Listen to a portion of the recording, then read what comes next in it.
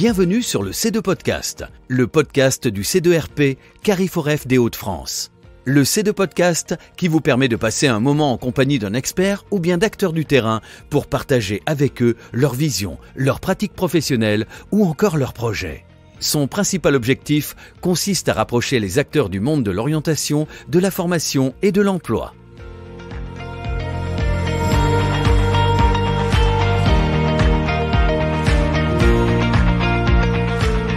Bienvenue dans le C2 Podcast, le podcast du C2RP Carrefour Hauts-de-France. Aujourd'hui, nous vous proposons un nouvel épisode pour lequel le titre n'est peut-être pas encore définitif. On peut avoir des hésitations. On a comme ça quelques pistes, quelques hypothèses, innover, perdurer. Ou alors une petite histoire de l'innovation. Ou alors l'innovation en continu, si ce n'est perpétuelle. Et pour parler de tout cela, eh bien, j'ai le plaisir de recevoir au microphone Noé Cazan. Bonjour Noé. Bonjour. Noé, nous avons déjà eu la chance d'enregistrer ensemble. Exactement, oui. Et c'est un plaisir de le faire à nouveau pour parler justement d'innovation puisque cela appartient pour ainsi dire à l'ADN de Diagoriant. Eh bien, je vais vous inviter à compléter la présentation que j'ai pu initier. Alors, donc bonjour à tous. Donc Diagoriant, c'est une start-up d'État qui a commencé en 2018. À la base, moi, je viens de ID6, donc qui est une association qui fait des serious games et des produits numériques pour l'insertion et la pédagogie. Et donc, on a été repéré par le ministère du Travail dans le cadre d'un PIC pour répondre à des besoins usagers. On était incubé par la DINUM, la direction interministérielle dédiée au numérique. Merci de préciser, parce qu'il y a eu PIC avant. et on peut comme ça avoir pas mal de petits acronymes.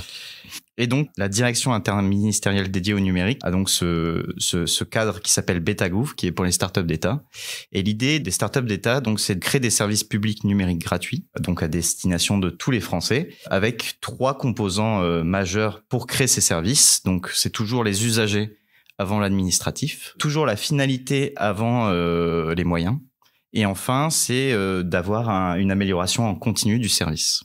Et donc Diagoriant, cette startup d'État, qu'est-ce que c'est? L'idée, c'est de permettre à tout le monde de faire un bilan de ses compétences techniques ou transversales et d'avoir aussi des pistes d'orientation, pouvoir trouver des opportunités géolocalisées, que ça soit des immersions, du service civique, du bénévolat, etc.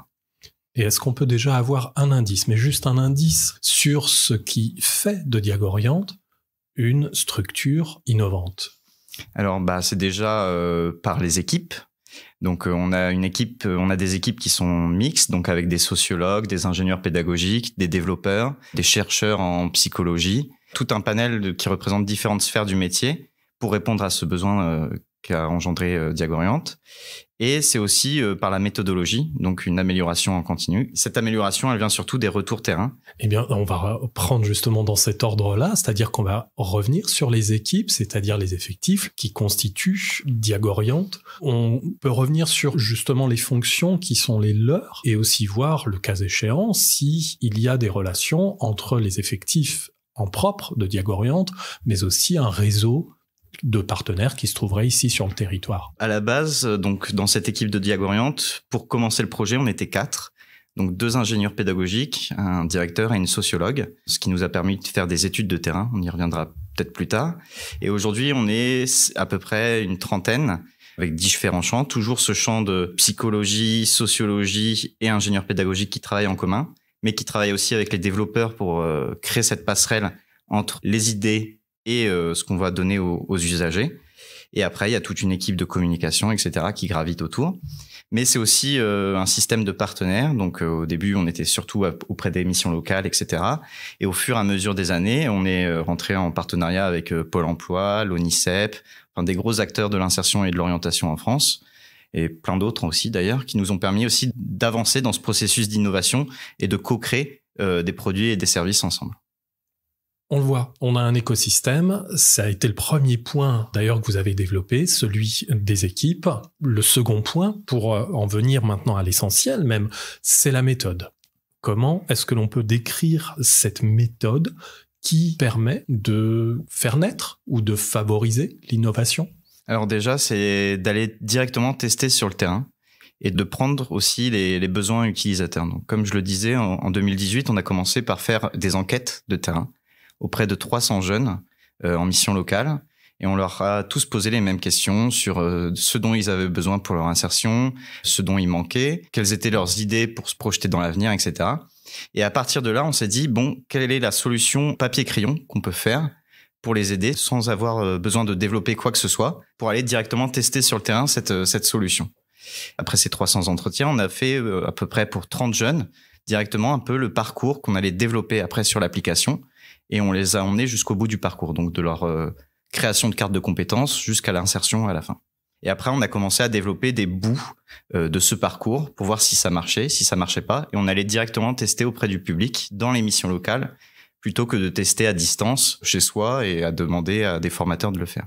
Je me fais un peu l'avocat du diable. Oui. Est-ce qu'on est déjà dans l'innovation alors que l'on évoque des enquêtes, ce qui semble être un instrument déjà courant, et du test sur utilisateur, ça me semble aussi du test courant. Je l'ai bien précisé, ouais. Je me fais l'avocat du diable. Ça marche. Je dirais que non. Généralement, par exemple, quand on répond à des appels à projets ou des choses comme ça, on est dans ce qu'on appelle un cycle en V, un mode de projet en V, c'est-à-dire qu'on n'a pas forcément... On a les besoins utilisateurs en tête à un instant T, et on va faire tout le projet avec ces besoins utilisateurs et arriver au résultat final sans consulter au fur et à mesure les utilisateurs pour voir si le projet a dérivé, si on répond toujours bien aux questions des utilisateurs ou non. Là, on est dans une méthode agile où on va développer quelque chose, on va retourner et redemander si ça marche, si ça correspond bien à leurs besoins, ou s'ils ont des nouveaux besoins qui sont plus importants maintenant que ce qu'ils nous avaient dit au début. On a donc là la première phase d'un projet, ou en tout cas de votre démarche, celle qui a consisté à aller rencontrer des publics, échanger avec eux, récolter des informations, les analyser. La phase d'après, c'est quoi ? Alors c'est toujours la même chose, plus ou moins, que ça soit par différents moyens. Donc c'est toujours de recueillir les besoins usagers et de voir qu'on a bien un impact sur les usagers. Donc ça passe par différentes façons. Soit nous, on a des formateurs aujourd'hui qui vont former des gens, et ces personnes sont directement sur le terrain et nous font les remontées des besoins. Donc ça soit par exemple des changements de police, donc qui est plus d'un point de vue technologique, mais aussi d'un point de vue pédagogique, donc comment on apprend à prendre conscience de ses compétences, par exemple. Donc c'est ces deux façons-là. Et sinon, c'est aussi au travers de nous, on a des remontées de données directement sur l'application, où on voit comment les usagers se servent de notre application. Est-ce qu'ils vont au bout du parcours ? Est-ce qu'ils arrivent bien à entrer les données qu'ils veulent ? Est-ce qu'ils arrivent bien à modifier ce qu'ils souhaitent ? Et donc, c'est en analysant les parcours qu'on peut aussi avoir et vouloir modifier son application pour réussir à avoir de l'impact sur chacun. Et il y a le troisième point qui est aussi l'impact sur les usagers, comme je disais. On va aller poser des questions, faire des questionnaires auprès des usagers pour savoir si on répond à leurs besoins. Par exemple, on avait l'idée de créer un questionnaire qui soit simple et efficace, que tous les usagers puissent le répondre. Et on s'était dit au début de faire des échelles de Likert, donc des échelles de 1 à 8. Et on avait testé, on s'était rendu compte que personne le remplissait. Et donc, on a décidé de mettre en place un questionnaire où, au lieu de ces réponses avec des chiffres, les utilisateurs allaient sélectionner des emojis qui représentaient leurs sentiments à l'instant T sur cette application. Et donc, on s'est rendu compte qu'on avait eu beaucoup de réponses sur ces questions, 10 000 réponses. Et ça nous a permis de voir, par exemple, que les utilisateurs qui prenaient part à la démarche, ils avaient plus de confiance en eux pour présenter leurs compétences, qu'ils avaient aussi plus de pistes métiers en avant qu'ils n'avaient pas imaginé et qui pouvaient s'insérer dans celle-ci. D'une part, pour avoir la mesure d'impact, mais aussi il faut innover pour recueillir les données et permettre à tout le monde d'utiliser le service. Par exemple, on sait que on a testé plein de fois, on mettait du gros texte dans l'application et on s'est rendu compte que juste en mettant une image à la place du texte, les gens comprenaient mieux et ils allaient plus cliquer dessus, plus comprendre et pouvoir poursuivre le parcours plus facilement. Et ce genre d'évolution, vous les avez observés par des comportements parce que des données sont générées ou tout simplement via des témoignages ou les deux ? Les deux. Par exemple, donc là, on est à la version 10 de Diagoriante et on est passé l'année dernière de la version qui était plus pour un public jeune à un public global, donc adulte aussi. Donc on avait fait des tests sur la version jeune et on avait demandé aux personnes si le design leur correspondait. Est-ce que les mots leur correspondaient ? Donc ils nous ont dit vous utilisez le tutoiement, nous on préférait le vouvoiement. Donc des choses qui peuvent choquer ou déranger les personnes quand ils utilisent. Au début, on avait par exemple un jeu introductif pour permettre aux jeunes de prendre conscience de comment ça marche une compétence. Et les utilisateurs plutôt adultes, ils nous ont dit « Ah non, le jeu, c'est pas trop pour moi. Est-ce qu'il y aurait pas moyen de faire autrement pour expliquer ?» Donc, on a fait autrement. Pareil, on a un système de centre d'intérêt qui était basé sur des images et on s'est dit « Bon, on va reprendre un peu toutes les données scientifiques qu'on a aujourd'hui pour construire un modèle un peu plus complexe, pas difficile, mais qui permette plus de possibilités, que les gens prennent plus de temps là-dedans pour bien réfléchir à ce qui les intéresse pour pouvoir se projeter. » Donc voilà, c'est aussi bien dans la philosophie, les courants théoriques qu'on essaye d'innover, mais aussi dans la co-construction du design du site ou les fonctionnalités. Ce qu'on vient d'entendre, c'est en fait un projet donc innovant, mais qui a évolué par petites touches, par petits ajustements. Est-ce que innover, c'est pas aussi ne pas systématiquement innover, mais c'est aussi juste s'adapter en se réinventant? Exactement. Donc, pour nous, l'innovation, c'est une somme de petites étapes, de petites modifications qui permettent de modifier entièrement le processus pour répondre, par exemple, à des besoins d'un autre public. Ça peut être aussi, dans certains cas, une modification globale du service. À la base, nous, on crée, par exemple, une carte de compétences. Et donc, on a eu, au bout d'un moment, Pôle emploi qui s'est inséré dans le projet au travers du ROM 4.0. Le ROM, c'est le répertoire opérationnel des métiers et des emplois. Et donc, le 4.0, en fait, c'est le nouveau ROM qui permet d'avoir un répertoire qui est un peu plus mouvant, qui s'adapte en fonction des années et puis des nouveaux métiers. Et donc, qui est déjà innovant, qui est pour le service public. Et nous, on s'est dit, bon, comment on peut l'utiliser pour aider les usagers à, par exemple, créer un CV? Et donc, on s'est dit, bon, on va faire en sorte que quand les utilisateurs choisissent leur activité dans leurs expériences professionnelles, on va mettre directement en correspondance avec les compétences. Donc, on a utilisé quelque chose qui était encore pas tout à fait fini, instable et qui est amené à évoluer. Et on l'a pris pour répondre à des besoins usagers, parce qu'avant tout aussi, l'innovation, c'est de répondre à des besoins et de faire des petits pas ou des grands pour répondre à ces besoins. En fait, innover, c'est un travail qui consiste à utiliser une somme d'outils, identifier des besoins et le cas échéant, je vais le dire avec quelques guillemets, mais détourner quelque peu l'outil de sa vocation principale et qu'il puisse aller remplir certains objectifs. Exactement. Par exemple, si on s'était rendu compte au tout début ou au bout d'un an que ce qu'on avait créé n'était pas forcément utile, on aurait peut-être cherché à savoir dans notre solution quel est le point le plus utile aux usagers. On aurait pris nos routes totalement différentes. Mais on serait arrivé quand même à quelque chose qui sert l'usager. Et donc là, nous, on a eu de la chance, ça marchait. Mais des fois, les trajectoires d'innovation peuvent dériver en fonction des besoins usagers. Et c'est pas grave. On prend un autre chemin pour arriver à répondre à un besoin. Cela sous-entend, dans l'absolu, qu'il s'agit aussi d'avoir une veille relativement constante. C'est ça, une veille sur les tendances en termes de politique publique, une veille sur les besoins usagers, qu'est-ce qu'ils ont besoin à l'instant T, est-ce qu'ils ont besoin d'informations métiers ou qu'on les aide à créer leur CV, ou de recherche d'opportunités, qui trouvent facilement de l'emploi, etc. Et c'est toujours au travers de cette veille et de cette enquête terrain qu'on crée de nouvelles fonctionnalités qui viennent s'additionner à la somme de ce qu'on a déjà fait. La veille m'invite à revenir sur une notion que l'on a sensiblement déjà évoquée, c'est celle des indicateurs. Parce que ajuster ou identifier à la faveur de la veille, mais aussi de l'expérience, donc des évolutions potentielles du projet, c'est à nouveau rentrer dans une mesure d'efficacité, dans des mesures d'impact. Et comment est-ce que cela se caractérise? Qu'est-ce que l'on mesure? Qu'est-ce que l'on obtient? Qu'est-ce qu'on prend plutôt en considération qu'autre chose? Alors, il y a deux types de mesures. La mesure de l'utilisation de la solution. Donc ça, on utilise une matrice qui s'appelle la matrice pirate, parce que l'acronyme, c'est ARI, comme ça. Voilà. Donc le A, ça veut dire acquisition. Donc, ça veut dire quand est-ce que votre utilisateur arrive sur la plateforme. Donc ça nous permet de savoir, par exemple, si au travers des réseaux sociaux ou des formateurs, combien d'utilisateurs vont arriver sur la plateforme. Donc, il y a l'acquisition. Après, il y a l'activation. Ça veut dire que votre utilisateur va s'inscrire sur votre plateforme, si vous avez un système d'inscription ou quelque chose comme ça. Donc, on essaye de convertir le taux d'activation en fonction du taux d'acquisition. On essaye que ça soit à 100%. Quand il arrive sur la plateforme, on veut qu'il s'inscrive. Et ensuite, il y a la partie qui est un peu plus dure, qui est la rétention. On veut que l'utilisateur reste sur la plateforme, qu'il arrive au bout du parcours, qu'il fasse tout ce que vous voulez. Et donc, ces différents points arrivent ensuite à l'impact, c'est-à-dire on fournit un impact à l'utilisateur.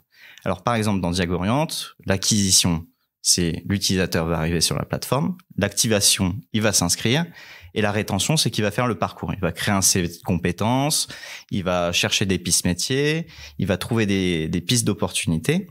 Et puis l'impact, c'est quelque chose, nous, qu'on a défini comme un impact plutôt intouchable ou intangible, qui est sur la confiance en soi de l'utilisateur, sa capacité à se présenter avec un CV de compétences ou sa capacité à trouver des pistes d'orientation qu'il n'avait pas trouvées à la base. Il y a cette matrice qui nous permet, par exemple, de savoir, en 2021, on a vu que tous les utilisateurs n'utilisaient pas trop la partie s'orienter ou trouver des opportunités. Donc, on s'est demandé comment on pouvait modifier cette partie pour permettre à chacun et à nous aussi de maximiser cette partie rétention de l'utilisateur dans le parcours. Donc voilà, il y a cette première brique. Et comme je le disais, il y a la deuxième brique qui est plus impact, aussi bien sur les utilisateurs, mais aussi sur tout l'écosystème qui est autour.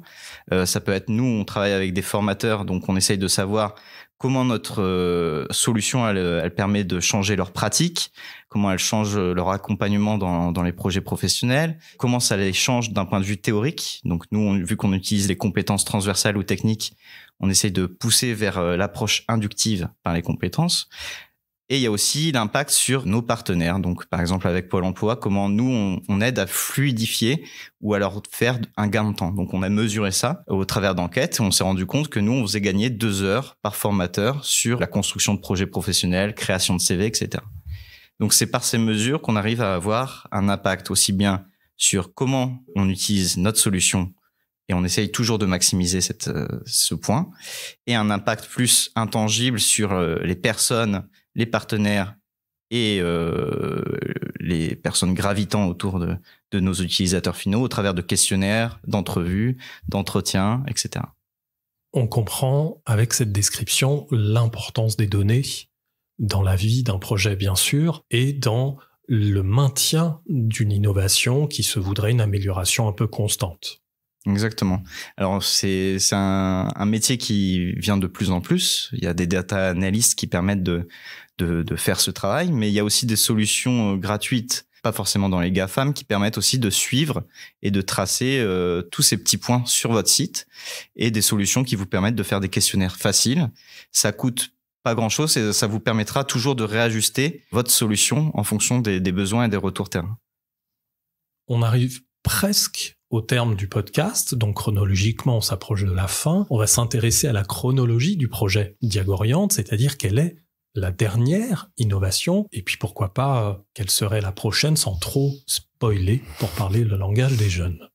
Alors je peux spoiler. Donc là on est en train de travailler, peut-être quand le podcast sortira, ça sera peut-être sorti, je ne sais pas. On est en train de travailler sur un outil qui permet de s'orienter en fonction des compétences. Donc comme je parlais tout à l'heure du ROM 4.0, cette base de données nous permet d'avoir toutes les compétences de tous les métiers. Et l'idée, c'est de permettre à chacun déjà de valoriser ses compétences et de voir, selon la compétence qu'il souhaite, quel métier pourrait l'intéresser. Donc de voir la transversabilité des compétences au travers de tous les métiers, avec des systèmes de pondération. Donc on pourrait dire, par exemple, moi j'aime bien faire des tableaux Excel de la donnée. Et ben c'est la compétence que je mettrai en avant pour trouver d'autres métiers autour de cette compétence. Et ce qui permet après de faire des ponts en fonction aussi de voir les pas qui nous manquent, les compétences qui nous manquent pour choisir un métier. Par exemple, quelle formation il me manque pour acquérir telle compétence, pour avoir accès à un tel métier. On aura eu l'information avant tout le monde. C'est ça.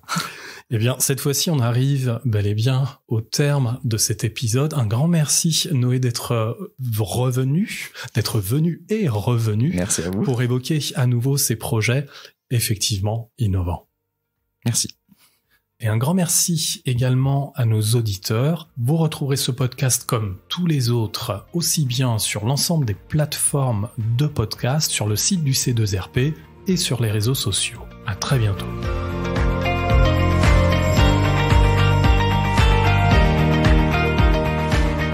Merci de votre écoute. Si vous avez apprécié cet épisode du C2 Podcast, n'hésitez pas à le partager avec vos collègues ou avec toute personne pour laquelle il sera intéressant et utile. Laissez-nous librement un commentaire, posez-nous vos questions sur le sujet traité par le podcast ou encore faites-nous part de vos idées pour un prochain C2 Podcast. Et pour ne rien manquer de notre programmation, abonnez-vous au C2 Podcast sur vos plateformes préférées, Apple Podcast, Deezer, Spotify. Vous ne manquerez aucun épisode.